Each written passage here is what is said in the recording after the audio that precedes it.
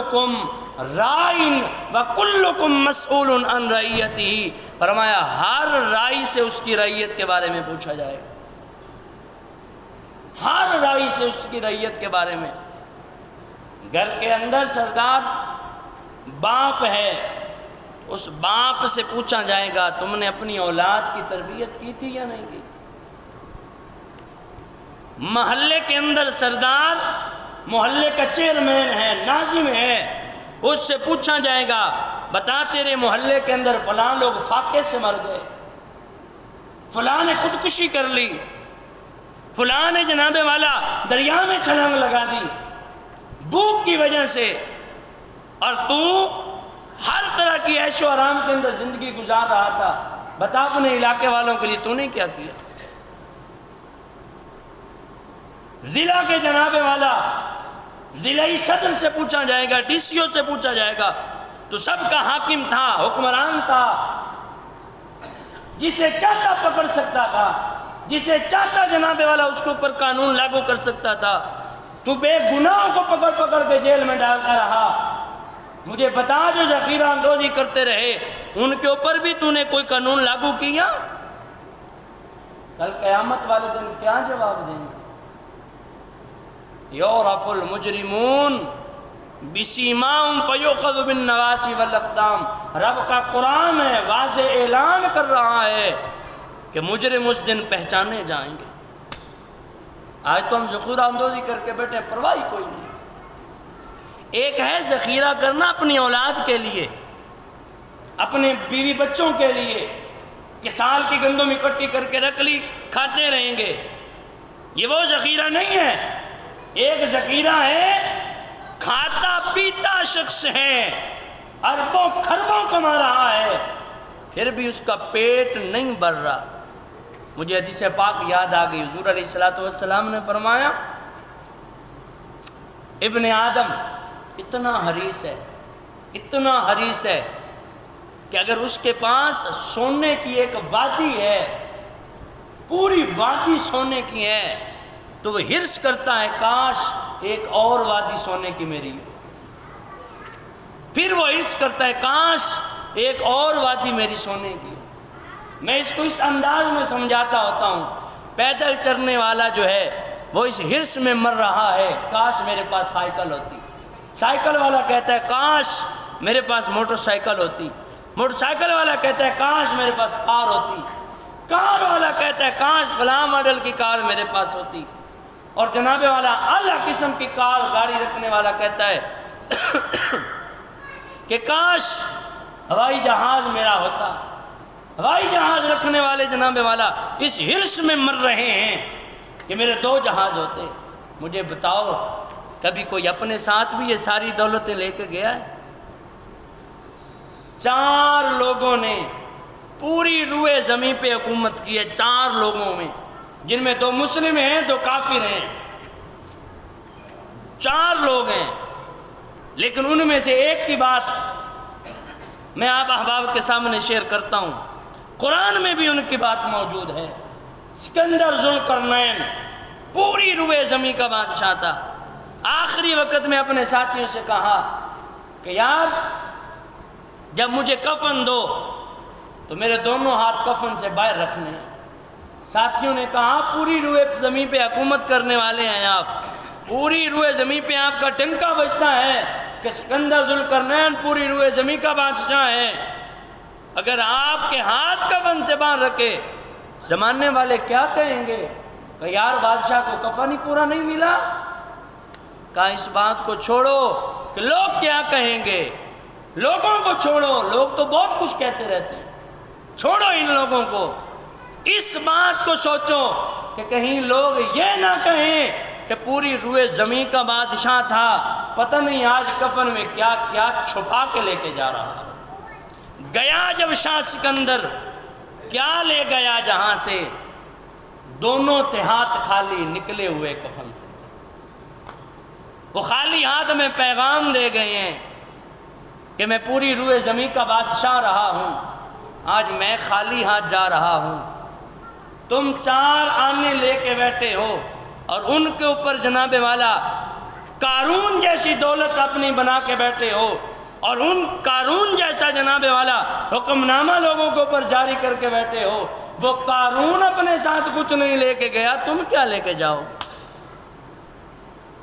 اس لیے ذخیرہ اندوزی کی ضرورت نہیں ہے۔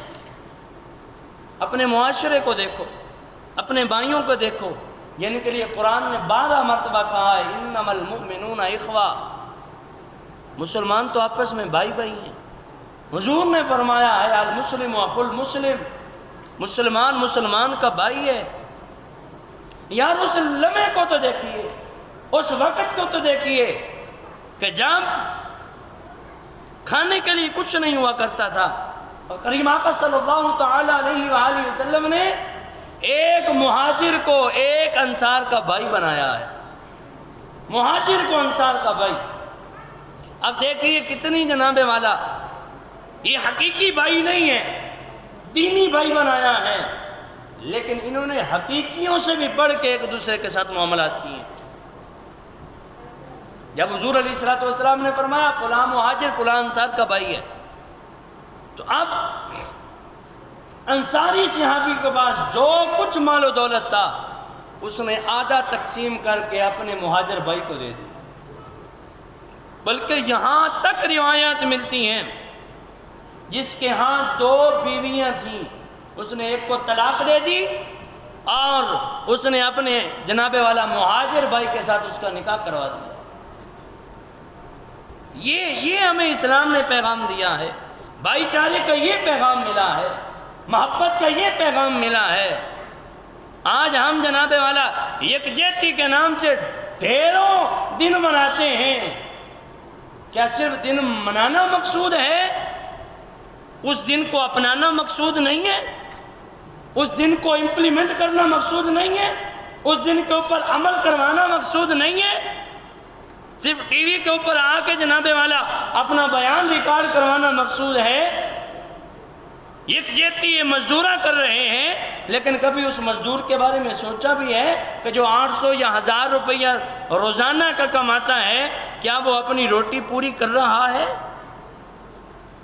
پھر بھی ہم اس مزدور کو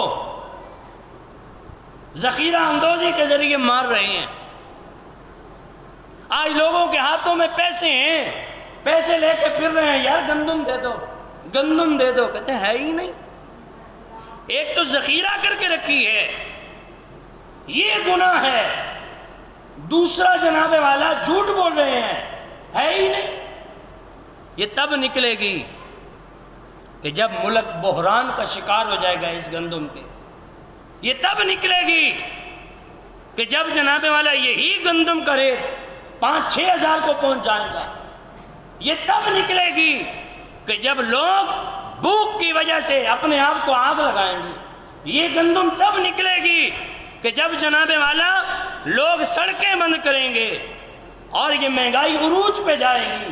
مجھے بتائیے اس کمائی کا آپ کیا کریں گے جس کے لیے تیرے اور میرے کریم آقا صلی اللہ تعالی علیہ وآلہ وسلم نے فرمایا من احتقر یرید ان یتعالی بہذا المسلمین فہو خاطی، فرمایا جو شخص ذخیرہ اندوزی کرتا ہے، مسلمانوں کو نقصان پہنچاتا ہے اس ذخیرہ اندوزی کے ذریعے، فرمایا وہ بندہ گناہ گار ہے، بندہ گناہ گار ہے۔ یہ الفاظ جو حضور علیہ السلام نے ارشاد فرمائے کہ وہ شخص گناہ گار ہے، اس سے پتہ چلتا ہے کہ آپ صلی اللہ علیہ وآلہ وسلم یہ لوگوں کو پیغام دے رہے ہیں، لوگوں کو بتا رہے ہیں کہ میرے بھائی یہ جو ذخیرہ اندوزی کرتا ہے نا، لوگ چوری کرنے والے کو تو گناہ گار کہتے ہیں کہ یہ غلط کام کر رہا ہے، ڈکیتی کرنے والے کو تو کہتے ہیں یہ غلط کر رہا ہے، سود والے کو تو کہتے ہیں یہ غلط کر رہا ہے۔ جہاں یہ سارے غلط کر رہے ہیں وہیں یہ بندہ بھی غلط کر رہا ہے جو ذخیرہ اندوزی کر رہا ہے، جو جمع کر کے رکھ رہا ہے، یہ بھی غلط کر رہا ہے۔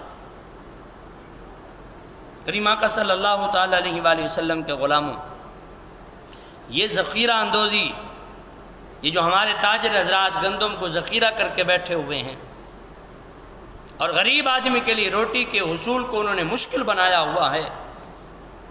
انہیں اس روایت سے ڈرنا چاہیے۔ ایک اور روایت میں کریمہ کا صلی اللہ علیہ وآلہ وسلم نے ارشاد فرمایا الجالب مرزوق والمحتقر ملعون، فرمایا جو ذخیرہ اندوزی کرتا ہے اس پہ اللہ کی لعنت ہے۔ یہ مسلم شریف میرے آگے پڑھی ہوئی ہے، حدیث پاک موجود ہے۔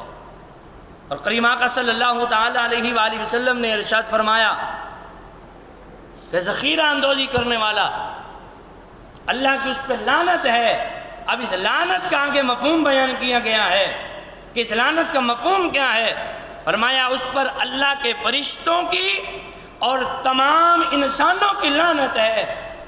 40 دن تک اللہ تعالیٰ اس کے نہ فرض قبول کرتا ہے نہ اس کے نوافل قبول کرتا ہے۔ کیا فائدہ ہے یار اس ذخیرہ اندوزی کا، اس مال کمانے کا کیا فائدہ ہے کہ جس میں نہ نماز قبول ہوتی ہے، نہ روزہ قبول ہوتا ہے، نہ زکوٰۃ قبول ہوتی ہے، نہ حج قبول ہوتا ہے، کوئی بھی عمل اللہ قبول نہیں کرتا۔ صرف اس نیت سے آپ کر رہے ہیں کہ ہم پیسہ کمائیں گے۔ یار جس مال کو آپ نے ذخیرہ کر کے رکھا ہے اس کو بیچنے سے پہلے موت کا پروانہ آ گیا، مجھے بتائیے وہ مال کس کام کا ہے؟ وہ مال کسی کام کا ہی نہیں ہے۔